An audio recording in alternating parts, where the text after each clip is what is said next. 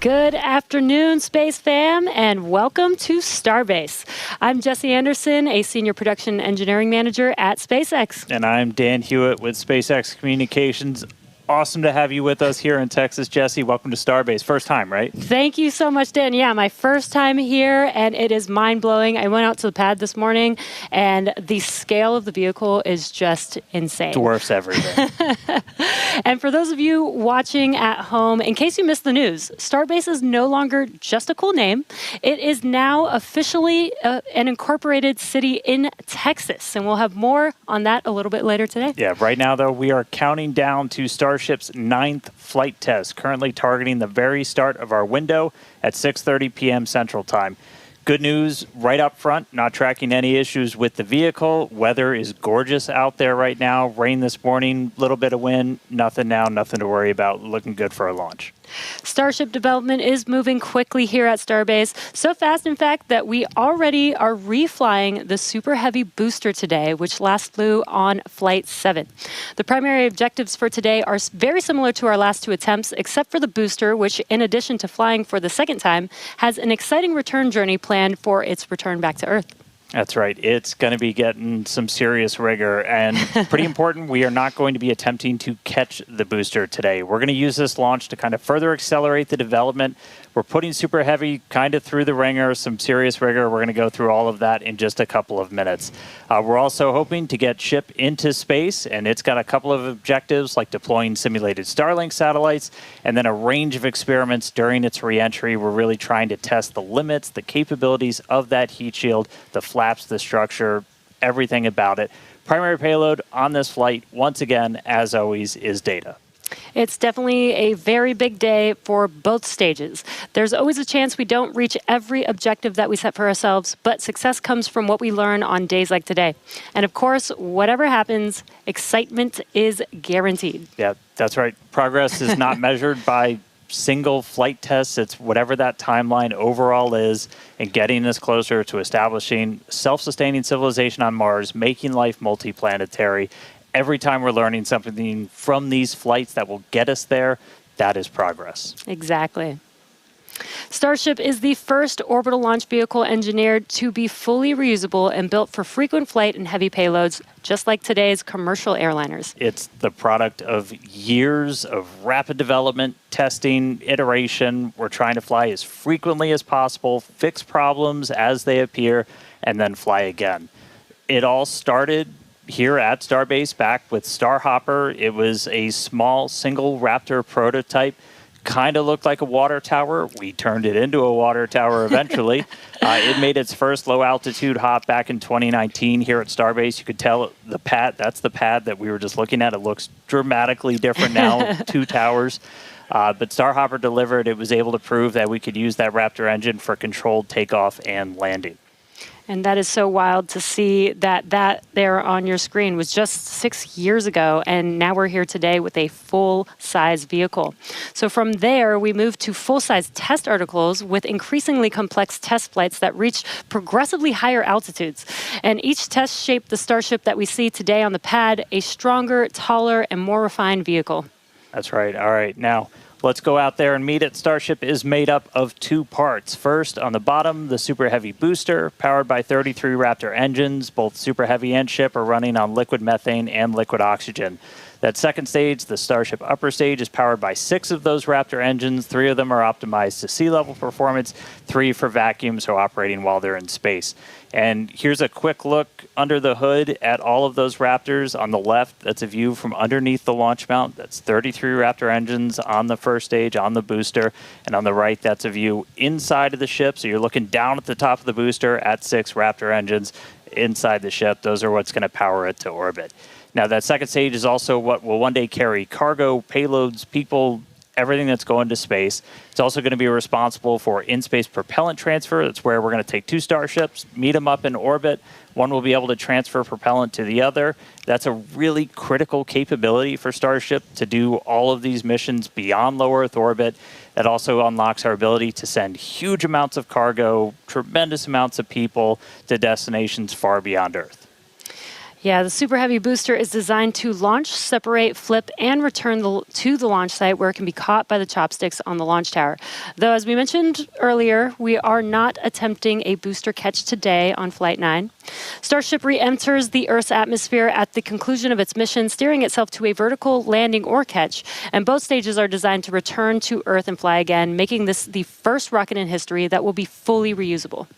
And then just in between the two vehicles is what's known as the hot stage ring. That's a steel structure that really takes the brunt of those ship engines as they ignite, protecting the booster while the ship's still attached to it. That enables us to do hot staging. It's faster, more efficient, and kind of shutting everything down and then reigniting.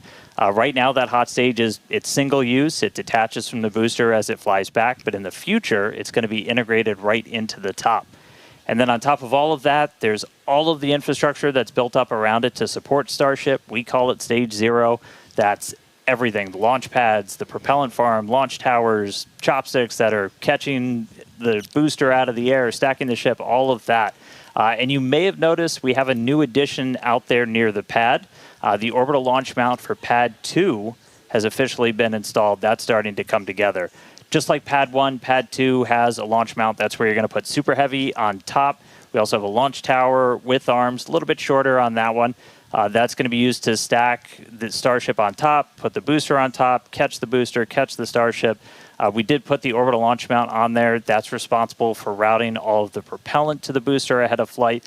Underneath it, you've got flame deflectors, the water deluge system to disperse all of those forces. The single piece we just lifted in weighs about 1,060 metric tons, which if you're keeping score at home, that's the same weight as about 10 Millennium Falcons. It's heavy. That's a lot of Millennium Falcons, Dan. So many. We're also currently in work on Starship's brand new pad at Kennedy Space Center's Launch Complex 39A, and we're hoping to bring that online later this year as well. Tons of progress with Starship so far in 2025, and lots of incredible milestones still coming up. And we are still on track to lift off tonight at 6:30 p.m. Central Time. And right now, it's time to say hi to Chris, who's over there repping the West Coast Ops today. How's it going, Chris? Hey, Jesse and Dan, and welcome everyone to West Coast and Hawthorne, California. As you can see behind me, the crowd is gathering outside of our mission control room here in Hawthorne, and the excitement is really palpable as we continue to count down towards Starship's 9th flight test. Now, our mission control room here in Hawthorne usually serves as the mission control room for our Falcon and Dragon missions once they launch from Florida and California. Now, with Starship, all countdown and mission control operations actually use the same flight control team from the same location at Starbase, which you can see on your screen now. But as we develop a vehicle like Starship, we want as many experts watching over its various systems as we can. And that's what we use the mission control room here in Hawthorne for during Starship flight tests like today's. The folks in mission control, which you see now on your screen, are the responsible engineers for Starship's various systems. This includes things like booster systems, stage propellant, our ground stations, flight software, the loads, and the vehicle structures as well. And having this support gives the flight teams in Starbase immediate access to our engineers' knowledge, which is really, really important when we're making informed decisions very quickly in a test program like this. This setup has been great for Starship flight tests so far, as we've handled things like propellant temperature differences, as well as day-of-launch winds that can affect the loads placed on Starship structures during launch, and particularly during the descent of the Super Heavy booster back to Earth. So having all of these responsible engineers ready to support is crucial during Starship testing, where we place hardware in flight conditions quickly to iterate and make the best and most reliable rocket that we can. So it's definitely a full house, a growing full house here in Hawthorne for our 9th flight of Starship today. Every flight brings us a step closer to a future where Starship is flying multiple times a day. And I'm sure you all feel the same way down there in Texas, Dan and Jesse, but I can't wait to see Starship's launch today. How about you? Yeah, can't wait to see it, Chris. As you can see, props loading on the vehicle is just a little under 2 miles away from us, and we're really excited.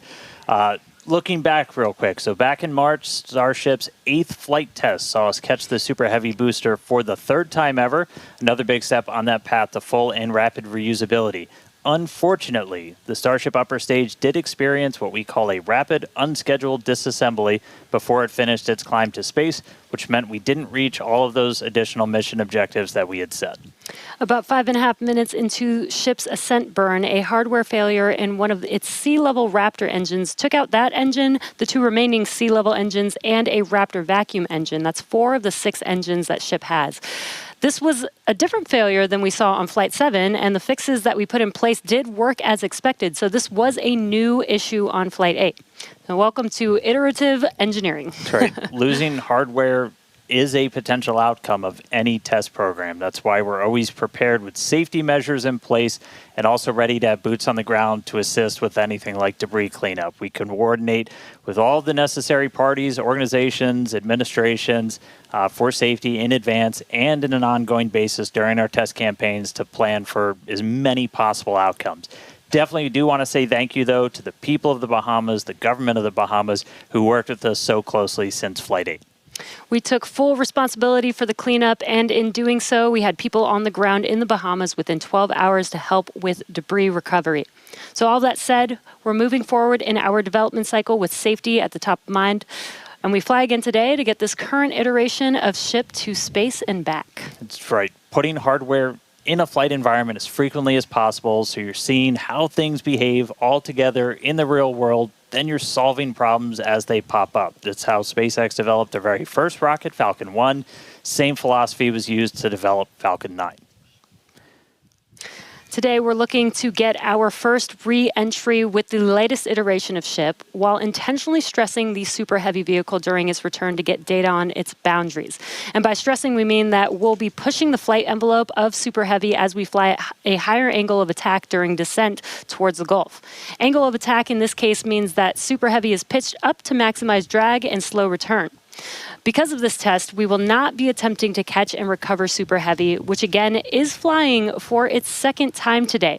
So for a brief moment, this booster will hold the title as the Super Heavy flight leader. That's right. All right. A lot still ahead for today. Let's get into it real quick with this overview. As always, everything starts with a liftoff. 33 Raptor engines igniting.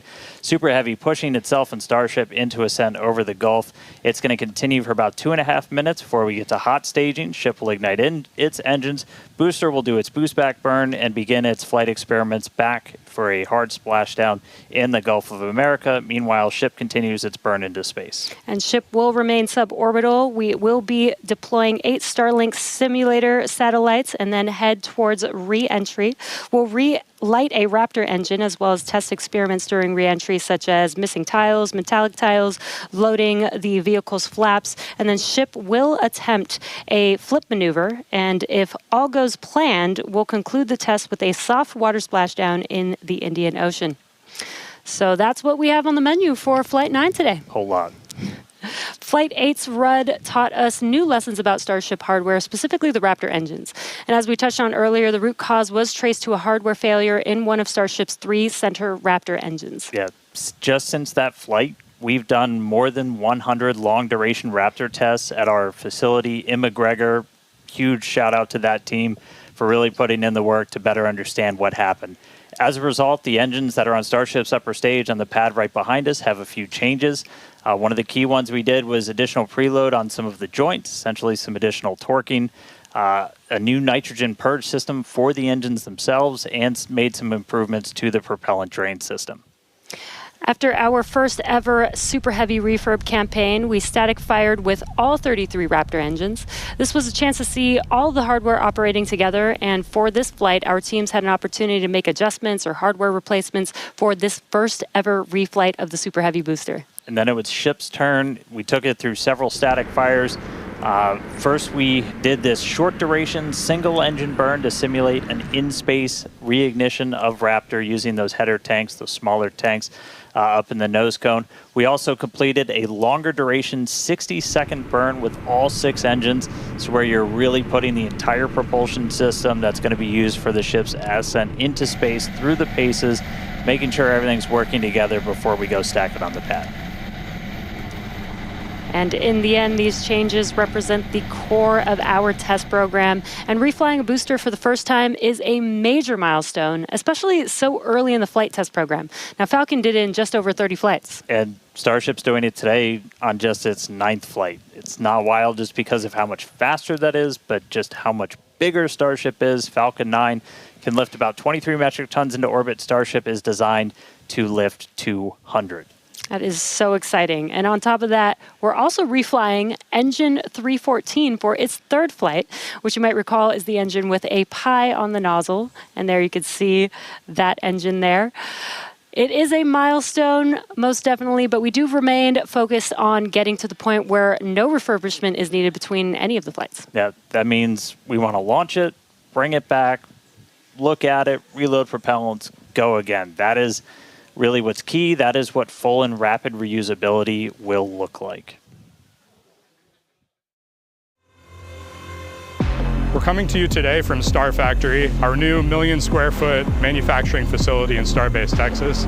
The Super Heavy booster is the first stage of the Starship launch vehicle stack. It's the largest boost stage ever developed for any rocket ever. Having the largest rocket ever is a very cool engineering feat, but the thing that really makes a difference is the ability to rapidly reuse that rocket to launch many other missions. Reflying Booster 14 is an important first milestone in that we have proven that we can recover a vehicle, turn it around, and fly it a second time. But it's not a victory lap yet. From an operational perspective, an ideal state looks like a vehicle where very few things have to happen on it in order to take back off again. So we catch the vehicle, put it back onto the launch mount, put a new ship back on top with its payload, refuel, and take back off. And that same booster will come back to the launch mount, and we do the same thing all over again. Falcon is, reusing at a pretty high rate, and we get to go look at them and say, what did you learn? What is good? What is bad? And as we continue to build the Starship process. Zero-touch refurbishment really looks like a commercial airliner. The advantage we have on Booster relative to when we developed Falcon 9, for instance, is this was really designed from the outset for rapid reusability. We're using all of the flight test learnings from our version 1 and version 2 vehicles in our orbital flight test campaign to inform the design of our version 3 vehicle. The next generation vehicle will be the first time that we've really attempted to make rapidly reusable thermal protection on a rocket. In the next iteration, we'll be able to add in new innovative materials and regenerative cooling that will enable rapid zero-touch refurbishment. Rapid reusability, the ability to fly, turn the vehicle around, and refly again immediately is really the key goal of the Starship program. It is so cool to see our teams working together as Starship is learning from Falcon with reusability, and now we're seeing Starship do the same thing today. So all eyes on the rocket on the pad, getting ready to launch in just about 17 minutes from now. That's right. Looking at our levels real quick, we're a little bit more than halfway full on fuel and LOX on the booster, over 80% full on the ship. Still have to fill those header tanks. But everything looking good. We're not tracking any issues on the range. As a reminder, we watch sea states, air, and land around the launch site here and also over in the Indian Ocean where we're going to be doing our reentry. Not tracking any blockers to launch at the moment.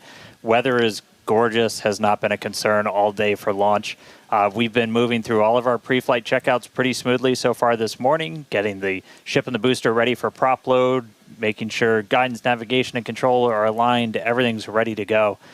You can see with the frost coming off, we're getting pretty full. We started loading all of the propellants on board both ships about 45 minutes or so before launch. They kind of stagger where we start with ship and then move into booster. We're going to continue loading these propellants on board until just about 3 minutes before liftoff. We'll close out on the ship first and then on the booster. But bottom line, everything's looking great. Not tracking any vehicle issues, range issues, weather issues. We're looking really good right now for a launch at the top of our window right at 6:30 p.m. Central. Yeah, seeing the propellant loading is making this getting more and more exciting.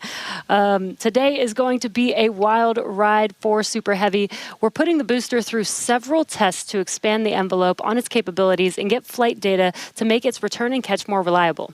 Now, another unique change in today's flight will be the addition of the first ever directional flip of the booster. That's right. If you followed previous flights and you kind of wonder to yourself, why does the direction of the booster flip seem random? Surprise, it's because it was. We've got a couple of views from previous flights where you'll see the booster kind of go in different directions, and it was really small differences in the thrust of those ship engines. As they started up, they would nudge the booster in an initial direction, and so the booster would essentially sense that and then lean into it, and it'll react, the engines will gimbal, and then it'll continue the flip.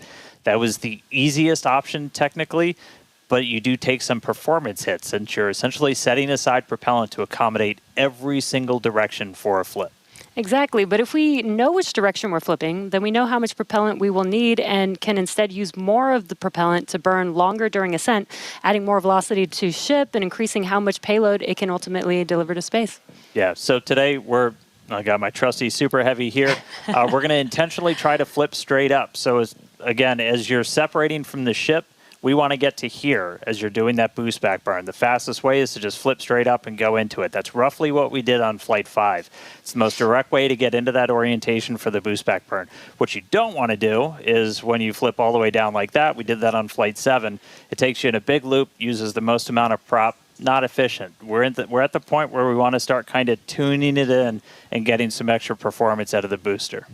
Yeah, exactly. That's called optimization. That's right. To accomplish this, we made some changes to the hot stage adapter, welding reinforced panels over the vents in the direction that we want the booster to go. So when the ship engines ignite, the thrust will push against the blocked vents, which means that the nudge will be in the direction that we planned for. And then when we go to the next generation of ship and booster, we plan to control the flip direction by fine-tuning the engine startup sequence on the ship. Yeah, that's not the only flight experiment that we have planned for the booster today. We're not attempting a catch, so we're going to try and gather additional data that's going to improve performance on future boosters. We're also going to try and see how resilient we are to things like losing an engine during the landing burn. By sending the booster out to sea, we're able to do these higher risk tests without risking the launch pad. As you might have heard earlier, we're going to be doing what's called a higher angle of attack. Basically, instead of coming straight down, we're going to tilt up a little bit. That gets you more drag on the booster. You're able to use just aerodynamic forces to slow you down. The slower you're going at the start of that landing burn, the less propellant you need, because really you're just focused on slowing down as much as humanly possible when you fire that up. So by already going a little bit slower, we'll get some benefits to our performance and our reliability on those burns. Yeah, exactly. And there's definite uncertainty in how well the booster's grid fins and structure will be able to control its flight when we get into higher angles. So don't be surprised if it isn't a smooth descent for the booster down to its splashdown point today. The most important objective of this portion of the test will be getting actual flight data to help anchor our models. Now, we're hoping to fly the next generation of super heavy boosters at even higher angles of attack. So this test today will give us a better idea of what is feasible. Now, on top of all of this, we're going to see how resilient Super Heavy is to engine failures at the most critical times. Yeah, we're going to intentionally disable one of those 3 center engines and instead use an engine from the middle ring that's kind of right behind it. Those center engines are what we nominally use at the very last part of a landing burn as you're just kind of fine-tuning the booster's path into those waiting chopstick arms. This is going to act as a real-world simulation of a pretty scary situation where engines are not starting at probably the worst possible time, but we're going to do this without risking the pad. And then, at the very end of the landing burn, we're going to cut one more engine off and go down to only those 2 center engines. The burn is going to end while Super Heavy is still several hundred feet above the Gulf, so we expect it to make a pretty hard splashdown today. So, in all, pretty eventful day for the booster. And as many of you may know, water landings are actually uncommon for SpaceX. While other launch providers expend all of their boosters after flight, we land and reuse most of ours. All of these tests are going to help us improve future generations of Super Heavy until we reach its fundamental design, a fully and rapidly reusable and reliable rocket. All right, let's check back in with Chris in Hawthorne. How's it going, Chris?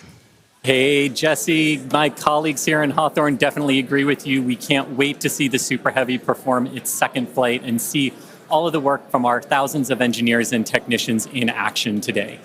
Now, while this reuse milestone is incredibly important for Starship's development, Super Heavy boosters are not the only vehicles that we reuse here at SpaceX. We're big on reuse, and our Dragon fleet is another example of that reuse. And we actually control those Dragon missions from right here in Hawthorne in the mission control room that we talked about a little bit earlier. For Dragon and our human spaceflight program, this month also marks a big milestone for SpaceX, our 5-year anniversary of human spaceflight. Now, NASA astronauts Bob Behnken and Doug Hurley got us started back on Demo 2, which was notable for being the first time since the retirement of the shuttle program in 2011 that people launched to orbit from U.S. soil. Now, in those 5 years, we have launched 17 human spaceflight missions, 11 for NASA, and 6 commercial missions, including Polaris Dawn, with our first commercial spacewalk in history, and From-2 earlier this year, which became the first human spaceflight mission ever to explore Earth's polar regions. We've flown a total of 66 crew in those 5 years, and we are expecting that number to grow significantly in the coming years. Now, most recently on our From-2 mission, the crew offered unique glimpses into the orbital spaceflight experience. And this was honestly just so cool to see. Thank you to our Starlink teams for making everything with the From-2 crew shared possible.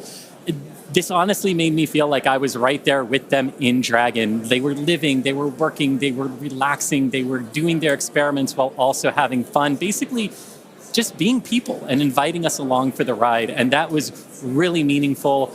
Being invited up there really showed how these are just the early days on the road to making life multiplanetary. And the vehicle that's going to make all of that happen is Starship. And Dan and Jesse, I don't know about you, but that is definitely a future I have wanted since I was a little kid, and I cannot wait to see us make it a reality. Yeah, right there with you, Chris. It's the fact that we're getting close to that being reality, that the vehicle that's going to go is sitting on the pad right there. Like, that's endlessly exciting. All of that's going to include sending humans, all of the infrastructure for a permanent presence on Mars. And we're looking ahead to sending the very first Starships to Mars as early as next year.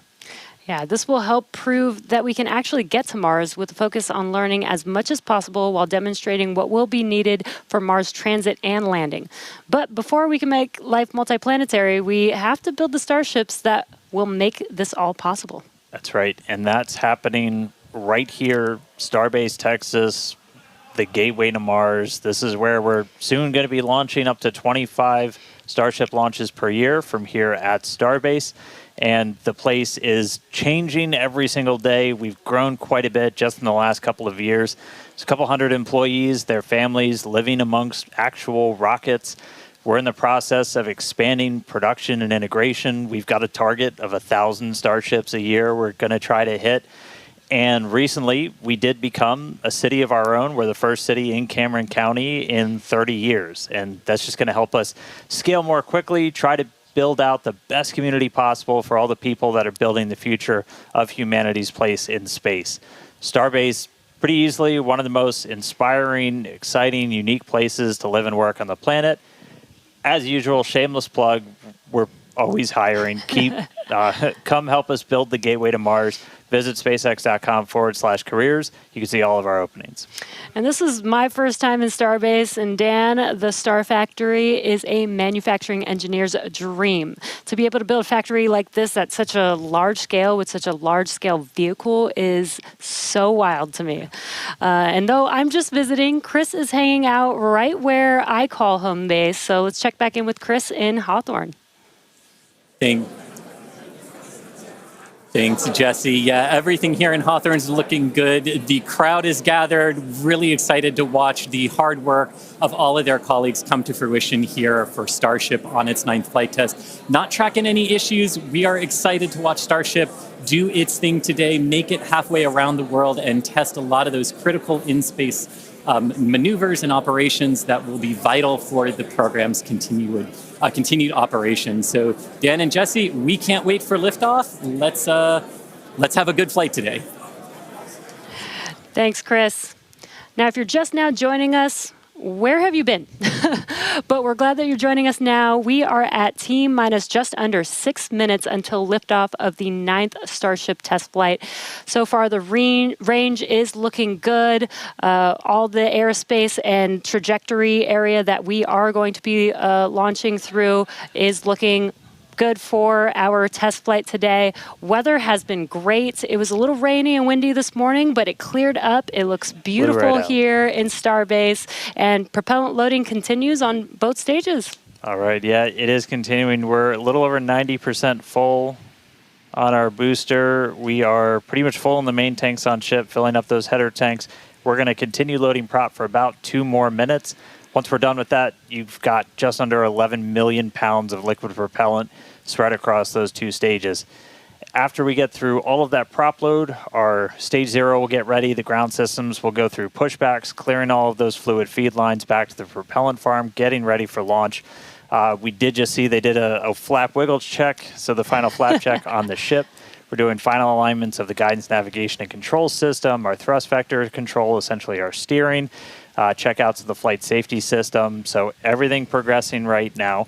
If we do need to hold, that can come at T-minus 40 seconds. That's a point built into the countdown where we can pause to wait for any final checkouts, pressurizations, anything that we need to complete. We can hold there. We will only hold there if we're tracking an issue. We're not currently tracking anything that will hold us at T-minus 40 seconds. But if you've seen a Starship launch before, they can happen. We can push through them and then launch that day still. Exactly. But when we do pass through T-minus 40 seconds, a number of events will occur in rapid succession. The ground spin and ignition systems come up to flight pressure, ship goes to internal power, and then after that, the quick disconnect or QD arm lockout is removed in preparation for retraction just shortly after T-minus 0. And once we pass T-minus 40 seconds, we do still have the ability to recycle the count under certain conditions back to T-minus 40 seconds, and then hold there to assess what happened and see if we can proceed again back down to T0. Yeah. There are a couple of things, kind of gates in that timeline that if we pass through that and we hit a hold, we'd have to scrub for the day. One pretty visual one will be if the water starts flowing for that deflector system that's underneath the launch mount. That happens right at around T-minus 10 seconds. For flowing water, we can't turn it off after it starts, and if we hit a hold, we're scrubbed for the day. We would need to refill those water tanks. We would also, at that point, need to refill all of the propellant tanks, as 11 million pounds of propellant is a whole lot. We can typically do that in about 24 hours, so we can always turn around to try again tomorrow. But we are coming up on 3 minutes away from liftoff. We should be hearing that we're closed out of prop load on the ship at this point. Booster coming up shortly. Wow, the weather just looks amazing there with Starship on the launch pad. Just about 2 minutes and 45 seconds from T0 with a lot of objectives for today. The booster, the Super Heavy booster flying today, will be flying for its 2nd time. Last flight was on Flight 7 and just turned around in 2 flights, which is pretty incredible. I'm super excited to see that booster fly again. All right, we did just hear we are going to hold at T-minus 40 seconds. So we'll pass along some more information once we hear that reason. But again, that's not the end of the day. We can hold at T-minus 40 seconds for quite a few minutes. We eventually have to start looking at our temperature of all of our propellant on board. That's usually what drives us to, if we've held too long, we have to stand down for the day. So we are expecting a hold at T-minus 40 seconds. Sounds like we're going to be doing some additional checkouts on the booster Raptor while we're at that T-minus 40 second mark. So we will expect to see the clock pause at T-minus 40. And then again, we've got a couple of minutes. They can work through the issues. If we're able to clear them, we can still launch today. If it's something that we can't, we can always stand down, turn around, recycle, fly again tomorrow. Again, that's really important. This is what terminal count is exactly for, is to be checking the vehicle, monitoring the vehicle systems as it makes its way down to T0.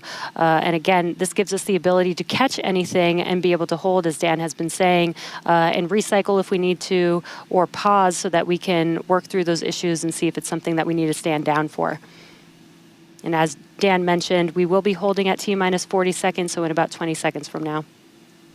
Yeah, so we'll hold there, and they'll work through these final checkouts on, sounds like just one of those Raptors on the first stage on Super Heavy, which, as you said, we're reflying it for the first time. 29 of those 33 engines have already been used in a launch, one of which has already launched twice, and we'll go for and its is getting ready for its third time. All right. And you just heard our flight director for the day, Joe Sliker. He just shared that we are going to hold at this T-minus 40 second mark, keeping an eye on one of those Raptor engines on booster.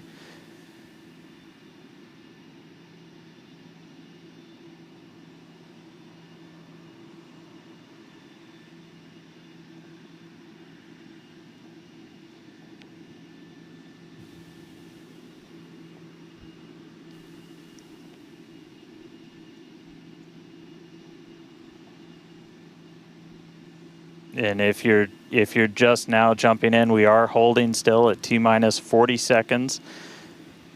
Watching one engine, waiting for temperatures to kind of get to a zone that we want them to on one of the engines on the booster, on the Super Heavy booster, getting ready for its second ever flight.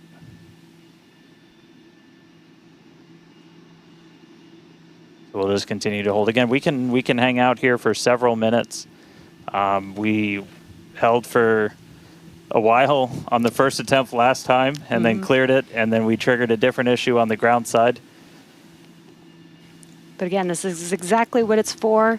This gives us the best chances at success. And the clock is rolling. There we go. All right. T-minus 30. Let's listen in. Watch that first flight proven Super Heavy. Get ready to take off from Starbase.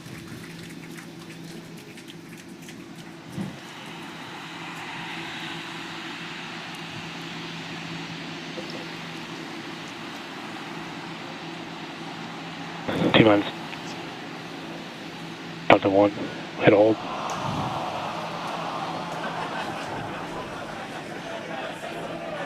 We did have a hold, and looks like the clock jumped back to T-minus 40 seconds.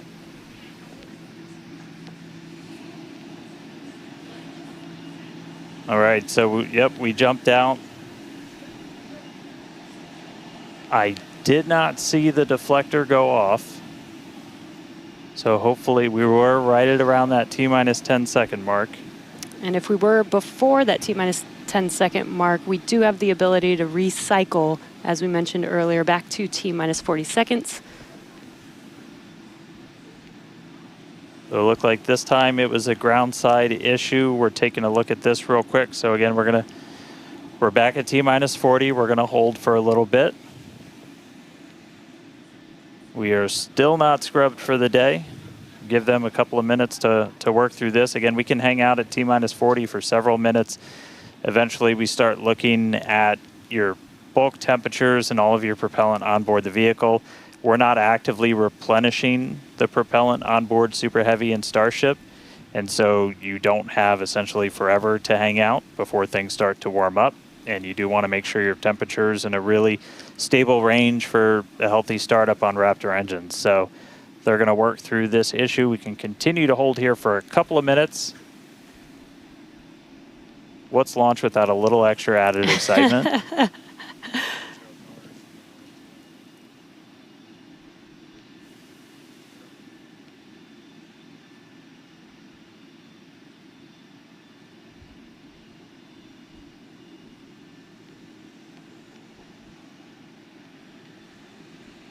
All right, so cumulatively, we've held for a little over 3 minutes between the two holds.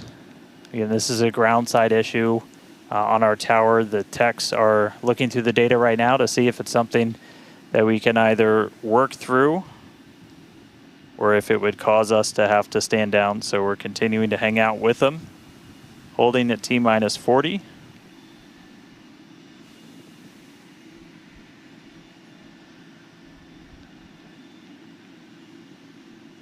If you're just joining us, we did initially hold at T-minus 40 seconds. We continued the count, but recycled before we got to T-minus 10 seconds. And so we're back at a hold at T-minus 40 seconds, waiting for more information. The team is checking out to see if we can continue today.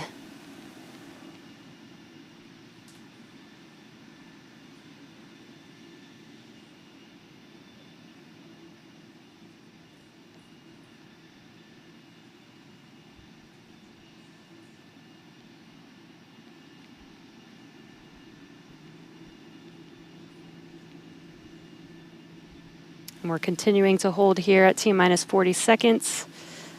We've been holding for just about 5 minutes now as the teams evaluate if we can continue to T0 for Flight 9.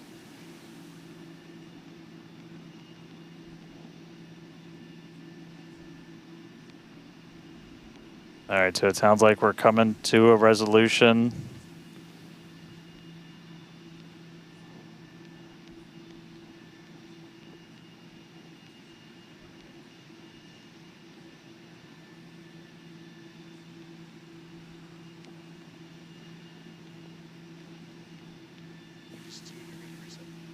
All right, so we are getting to a resolution. We're going to reset everything.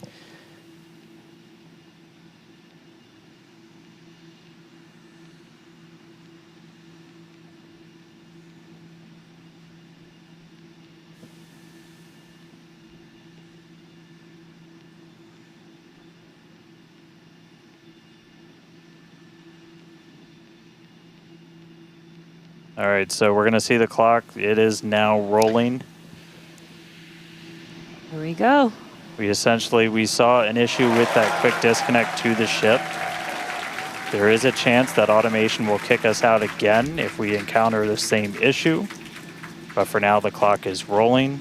We'll see if we pass around that T-minus 10-second mark.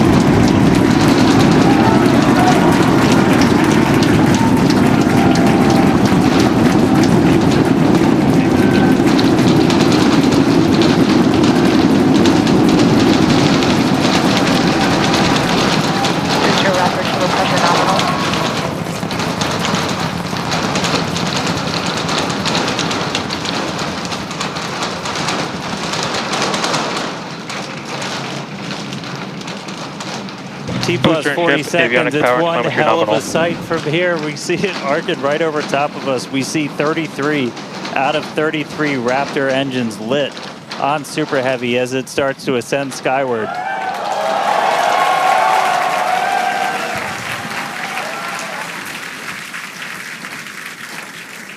Coming up on maximum aerodynamic pressure, then only about a minute and a half until we get into hot staging. Wow, Dan, that was incredible. We could feel the building shaking here, feel the vehicle's power. Now we're just about a minute away from shutting down those engines on the booster. Again, this booster is flying for its second time today. All right, so hot staging coming up a little under a minute. We're going to see all but the 3 center engines turn off on the booster. So our version of MECO, most engines cut off. And then just a few seconds later, hoping to see 6 engines ignite on ship to push it away.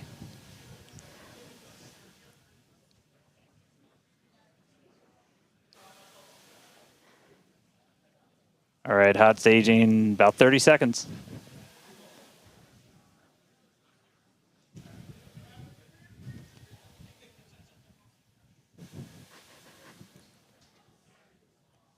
And definitely keep an eye on which way the booster flips. First ever directional flip we're going for today. Should flip straight up.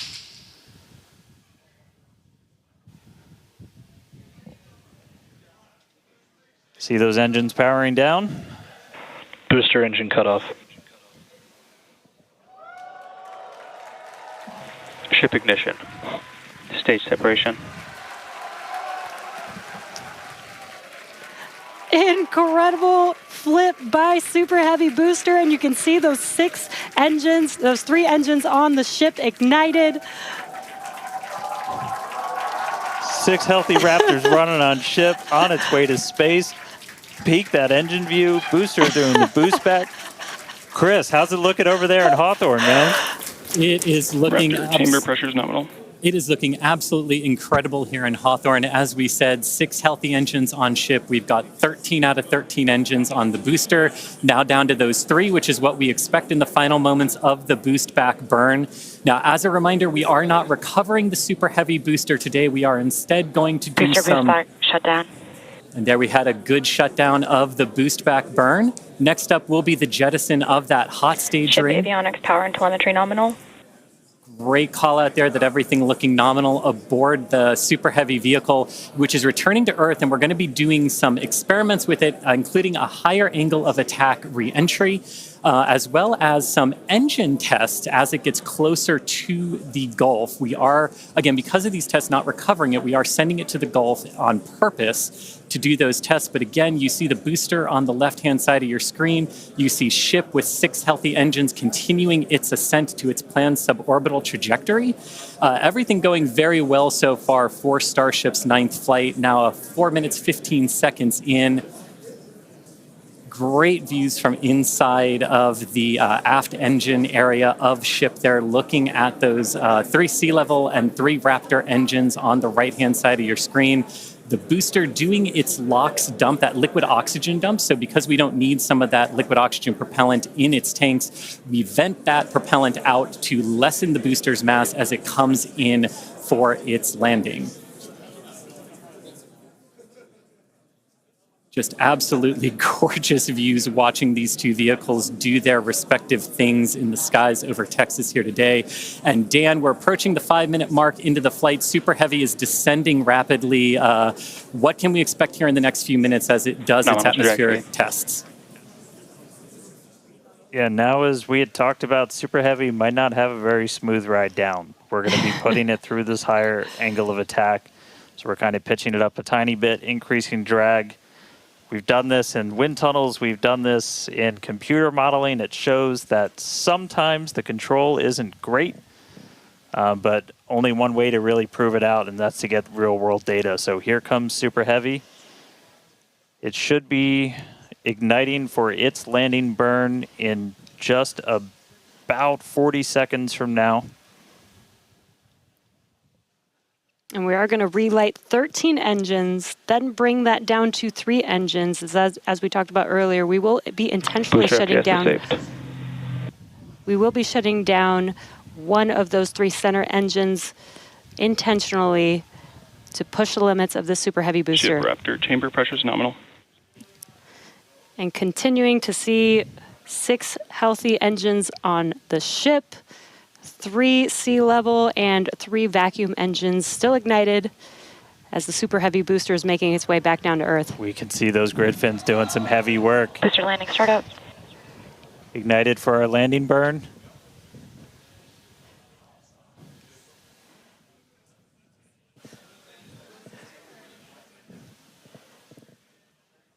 It may have ended with that landing burn. Does look like we lost telemetry from the booster once we started into that landing burn. Did you hear confirmation that the booster did demise? So the booster's flight ending before it was able to get through landing burn, but again, we are not bringing that back. We were expecting it to make a hard splashdown in the Gulf. We were getting live data back the entire time through that high angle of attack flight, so that was something that was really vital for us to get during this reuse. First free flight of booster in the books. All right, ship has about 2 minutes left. In about 2 minutes, we expect all 6 Raptor engines to shut down. That will be SECO. Basically second engine or second stage engine shut off.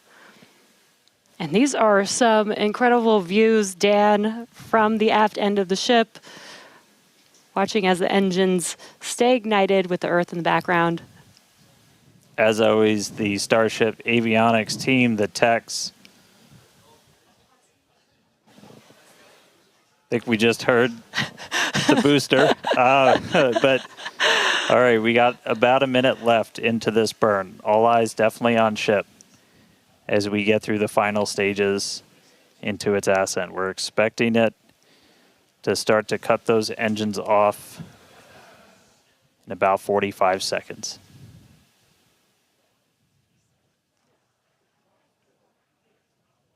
Terminal guidance.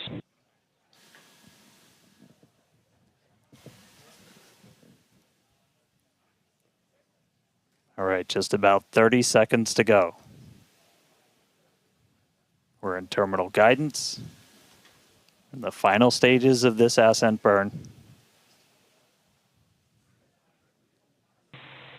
We did see shutdown of the Raptor engines. We do stagger these, so we do the Raptors first. Those 3 have shut down successfully. Sea level's still running. Ship engine cut off.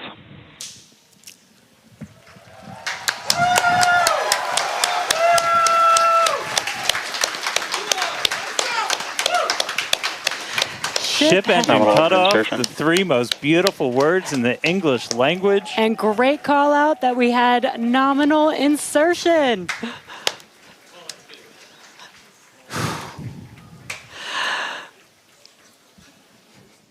An incredible flight test so far today. We reflew a super heavy booster for the very first time in 9 test flights. Ship is in its orbital trajectory. Again, it's going to remain suborbital for its mission today. But it ignited It ignited all 6 of its engines and made it all the way through SECO just now.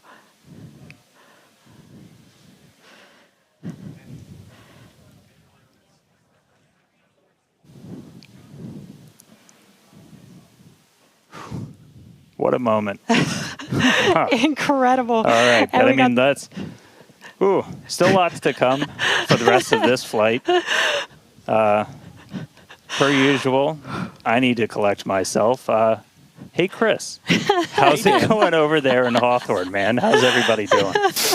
I think the elation and the excitement and the happiness at what we just saw achieved carried through across all of our sites. What an incredible view to see Starship back orbiting the Earth just under 11 minutes into our mission. Absolutely exciting to see all of this, and super pumped especially to see all of the team's hard work in action here today. As guaranteed, it has been an exciting evening so far for Starship's 9th test flight. We lifted off a little bit after 6:30 p.m. after a couple of holds that were triggered at the T-minus 40-second mark, but we were able to clear those, one on the Raptor, one on the tower, and we were able to lift off successfully from Starbase. 33 out of 33 Raptor engines lit on the Super Heavy, all 6 engines lit on Ship, bringing it to its planned suborbital trajectory around Earth. But as Dan said, we've got a lot still coming up in our flight sequence. So coming up at about T plus 18 minutes, 26 seconds, we'll have the first deployment of simulated Starlink satellites planned from Starship.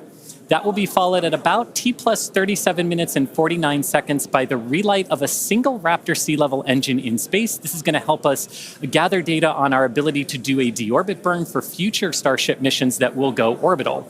And then, of course, one of the biggest tests yet to come is the new heat shield modifications to Starship.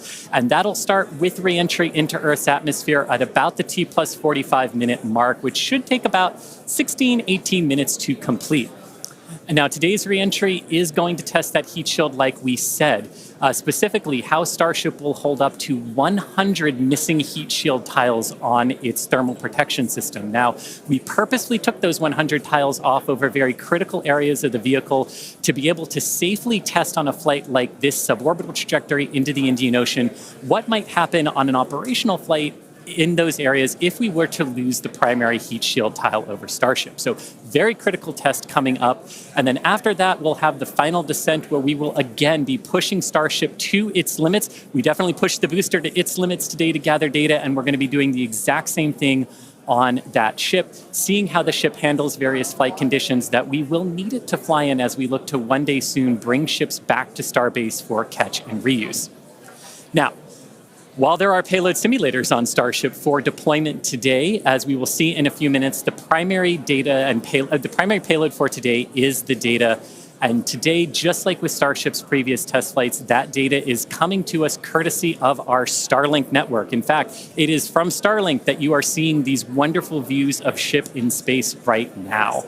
So, and I can't wait to see Starlink really provide those epic views and that data transmission during reentry, which is very, very critical to getting that data during reentry. So, Dan and Jesse, it's been an exciting day so far. There's more to come as we get ready for Starship's first ever payload deploy. What can we expect next here in the next few minutes?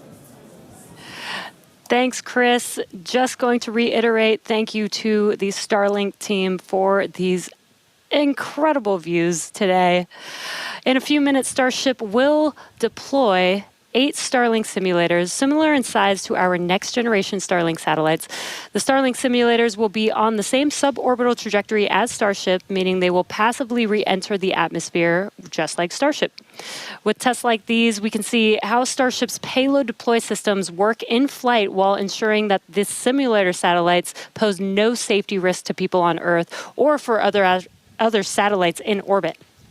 Now, this also ensures that any parts of these simulator Starlink satellites that do survive re-entry splash down harmlessly in the middle of the Indian Ocean. And then before we get there, though, we're going to have to open up that payload deploy door. So we've only ever done that one time before. Pretty sure it was Flight 3. Someone on the internet, please check me. But that was the only time we ever opened it. And we've had Starlink simulators on the last 2 flights, but we haven't gotten to this moment yet where we're able to open up the payload door and start deploying these. It's going to be pretty cool. We've got them stacked inside of the Starship payload bay, and we'll have potentially a couple of views. You saw one camera pop up. Oh, there we go. Look inside of the payload bay of Starship. You can see them stacked down in the middle of your view. There's kind of 4 on either side, so they're sandwiched on top of each other, a stack of 4 right behind each other. And then we're going to pop the door open. It's on the right side of your screen, so we'll see that open up and then start firing those Starlink simulators out into space. We are expecting the payload door to open in a little over a minute from now. And then once that payload door is open, about a couple minutes later is when we will start dispensing those Starlink simulators. That's what a great right view. at the bottom of the stack. So should be able to see them kind of firing out from right there. So really cool. And eventually these are going to carry dozens of the next generation of Starlink satellite into space, and those are going to enable some truly insane things in terms of speeds from space and what we're able to do. Starlink's been really great for Starship, obviously. Getting live video back is really cool, but just the amount of high-speed telemetry, everything we're able to get back is insane. And for a development program, that's kind of everything. We're in excess of 130 or 160. My numbers are fuzzy right now, just like my brain is. But well in excess of 100 megabits per second of downlink. And a lot of that gets eaten up by video. We've got dozens of cameras across Starship. We added several more. For this flight, you saw a couple of those as we have essentially 360 degrees. Oh. Open the pod bay door, Hal.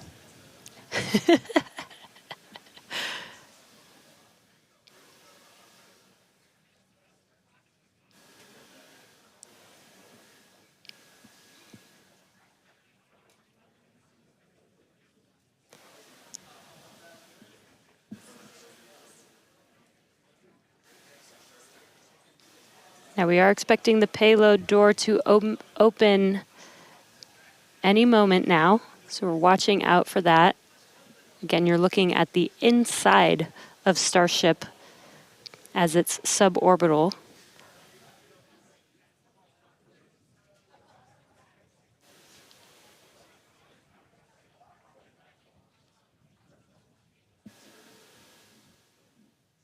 Well, we heard the door open was in progress. It was unable to actuate all the way open, so they are going to close it back up.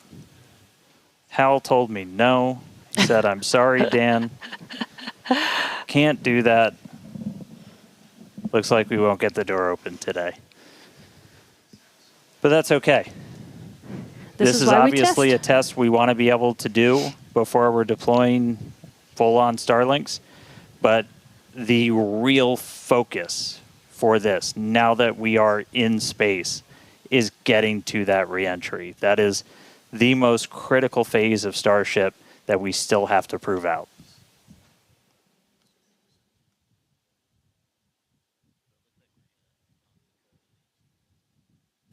All right, well, so it does look like we're not going to be able to deploy Starlinks today, but we should have pretty frequent views from Starship. They might cut in and out every once in a while, but should be pretty regular.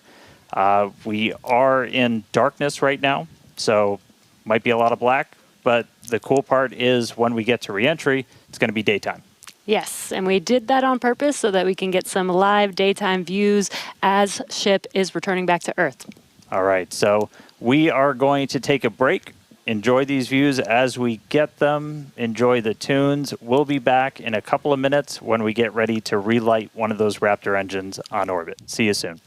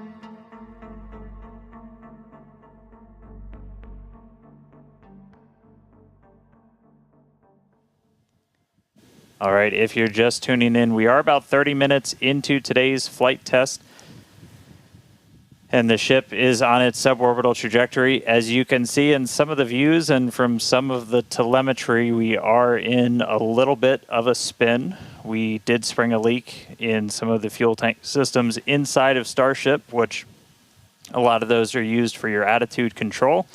And so at this point, we've essentially lost our attitude control with Starship. We are still on a path toward re-entry. We are suborbital, so no matter what, we are going to enter. However, this lowers the chances for it to be a controlled re-entry. So if you think back to Flight 3, when we had something similar happen, just the end symptom of a loss of attitude control, we were in a roll by the time we hit re-entry. So we are going to re-enter. We should hopefully still have views. The Starlink satellites are pretty robust to still maintaining contact. We've got 4 of those terminals on the vehicle, and they're pretty robust to maintaining contact even when we are in a spin, essentially. So we should hopefully continue to keep live views. It's going to still be dark until we get a little bit closer to entry, as we are a little bit, we're coming up on Africa. I believe we do swing just to the south of that continent. And by the time we start heading out over the Indian Ocean, we'll start heading into a sunrise. So, not looking great with a lot of our on-orbit objectives for today, where we were hoping to do the PES deploy and relight an engine, and then really importantly, get into that controlled entry to really put the heat shield through the ringer. Nonetheless, Starship marching forward towards that re-entry over the Indian Ocean, so we'll continue to hang with it and give you any updates as things continue to change.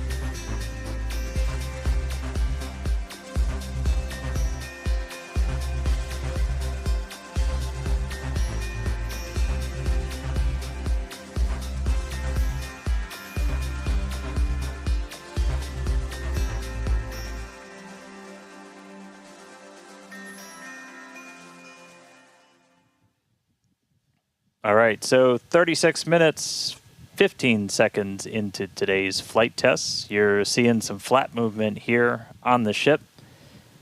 If you've been following along, we have essentially lost attitude control on the ship at this point. It is suborbital, so it's still headed to the exact same trajectory as before. We were not able to get that payload door open and deploy those nose cones. We've been dealing with some leaks on the ship. This is also what led to that loss of attitude control. So at this point, we are kind of in a spin, and we are also going to be skipping that Raptor relight. If you've followed through the history of Starship, something similar happened, different cause, but same symptom back on Flight 3, where we weren't able to maintain attitude control in orbit. And so we're going to skip the relight of that Raptor engine while we're in space. We are going to still proceed with entry, but as we are not able to control the attitude of the ship, as we get into entry, it will enter in whatever orientation it is in at the time, which does not bode well for the ship's heat shield, as we're not going to be essentially aligned the way that we want to do for reentry. So it is definitely coming down. It is definitely heading to the Indian Ocean, but our chances of making it all the way down are pretty slim. So we'll still get as much data as we can. We're still getting live telemetry, live views from Starlink the entire time, and we'll continue to stick with ship as it continues on. We are about 10 minutes away or so until we start getting into entry, and the light will start to pick up as we cross the Indian Ocean, and we'll start to see a little bit more daylight, and we'll, as always, as long as we maintain that comm link, get some plasma on the way in and start to bring the Starship back through the Earth's atmosphere. So that coming up in about 10 minutes or so. So we'll check back in with everybody in a little bit.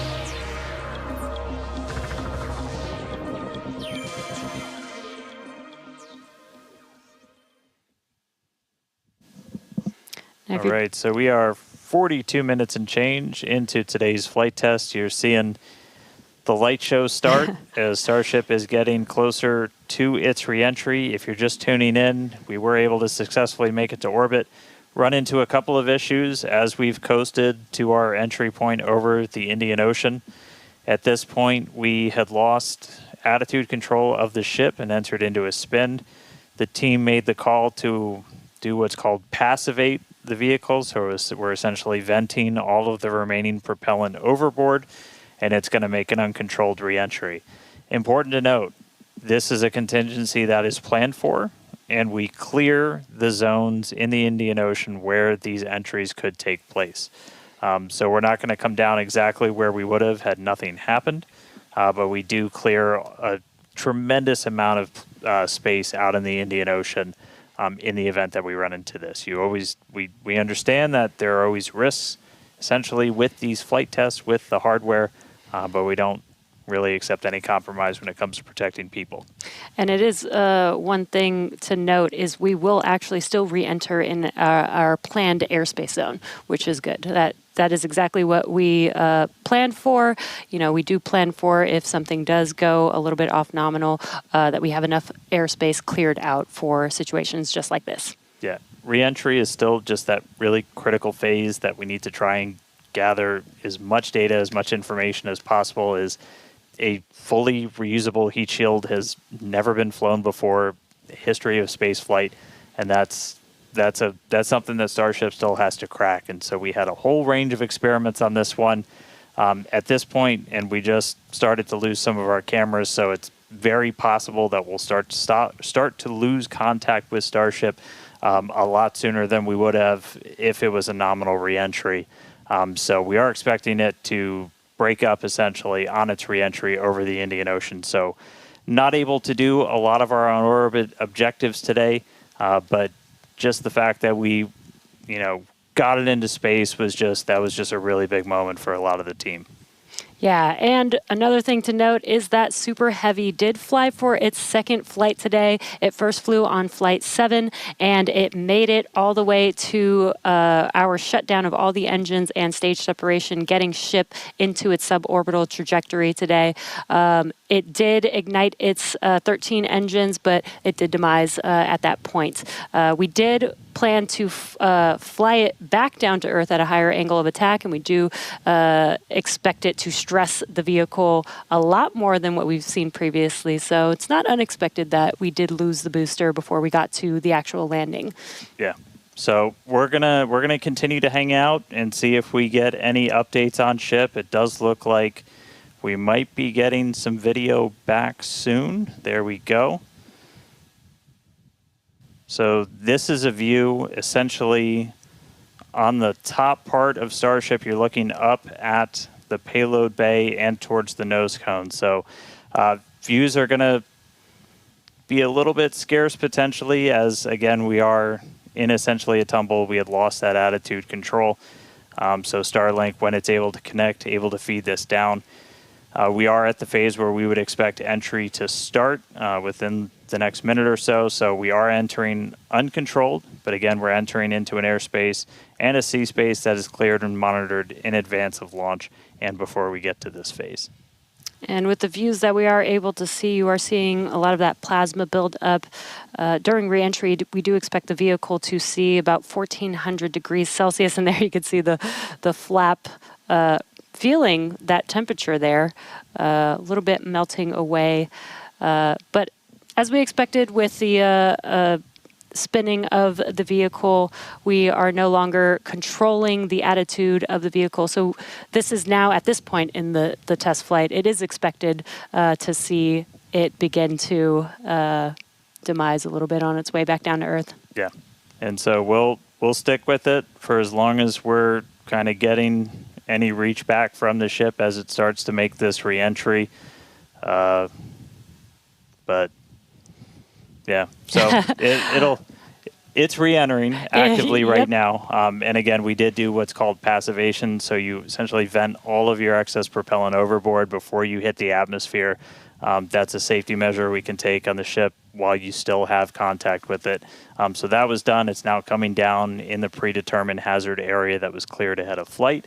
Not controlled, so we're not going to get all of that reentry data that we're still really looking forward to. This is kind of a new generation of ship. It has different flaps, improved heat shield, a whole lot of things that we're really trying to really put through the ringer, as there's a whole lot we still need to learn before we get to kind of the next step that we're hoping for, which is going to be that ship going orbital and eventually coming back here for a catch. So getting through one of these fully is going to be really important. It's not going to be today, but we are just going to stick with the ship, see what else we can learn as it makes its way through the atmosphere and brings an end to the 9th flight test. So we'll stick with it.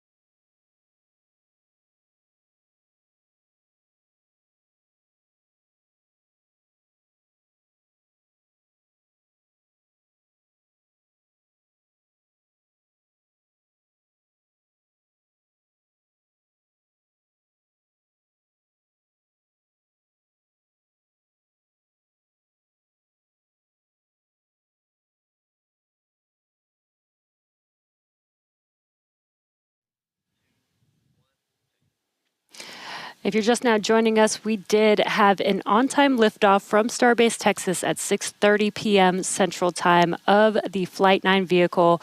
We did have some incredibly stressing objectives today. The Super Heavy booster flew for its second flight. It first flew on Flight 9 and made its way to take ship all the way up to stage separation, doing its second flight ever, which is pretty incredible. We did lose the booster on the way back down, as we did fly it back down at a higher angle of attack. So as expected, we did have it demise on the way back down. Yeah, we were able to get all the way to that landing burn, though. So we made it through that higher angle of attack. So a lot of great data that's going to help us improve those future booster flights. Yeah, we did do the directional flip, and it worked. Yep. It was actually Flipped a great right view direction that we saw. And then ship continued, 6 healthy Raptor engines in the beginning of its flight, making it all the way to SECO and coasting for quite a while.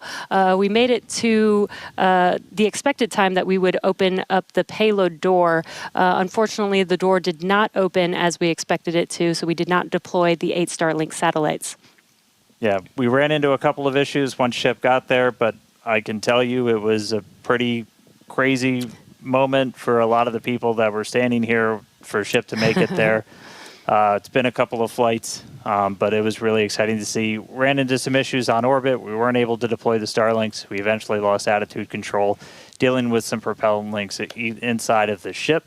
And we did lose attitude control. And just to confirm, we did lose contact with the ship officially a couple of minutes ago. So that brings an end to the 9th flight test. So still a lot of work to do, but really big moment. Chris, how's everybody doing over there in Hawthorne? What's the vibes, man? Yeah, you know, I mean, it's a test program, and that's what we're here to do. We're here to learn, and that was definitely the vibe and the atmosphere here at Hawthorne. Would have been great to see ship get all the way through its objectives today, but with all of that data that came down through the Starlink system, we're definitely going to learn, and we're definitely going to fix that and push forward.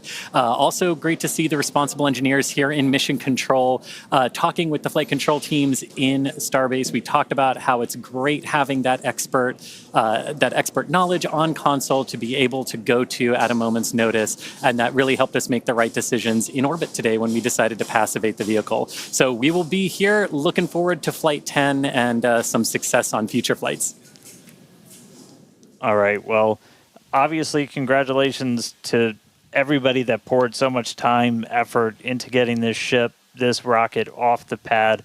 The last 2 months have been an absolute gauntlet for a lot of people, and we're continuing to learn more about this ship, about this rocket.